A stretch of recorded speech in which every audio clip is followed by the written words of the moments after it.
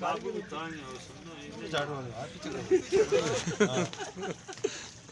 तो कि मैं नहीं लो जने है मैं लाई जी है जरा चम्मच साफ सुथरी निकल सी ना ये ना निकला शराब का नहीं होने को ये लग के सारा हो गया दे नहीं होता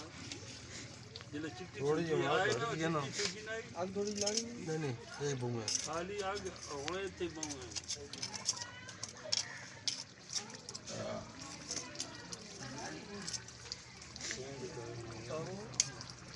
अब कोई चाय चाहिए नहीं देखा मारे कोई चाय चाहिए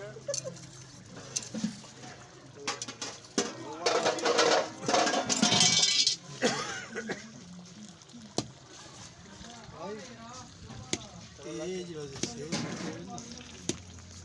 चमड़ी ना का नहीं ना बूम सको तो वैसे बजे लो जी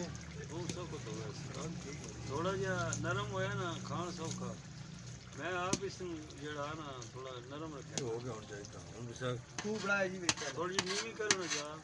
तू थोड़ी दूर जा पाग ना का डंगर ना इधर का दे देसी है सियाह कर की और बना के दी बस ना पाग नहीं वो दोस्त ना देख के ये जनाब रोटियां पराठे पकाए इसमें रोटी सुन पा बहुत मजे दी चमचे वाकई छोड़ गए हैं और कोई नहीं बिना चमचे जा बड़ा जो खराब हो गया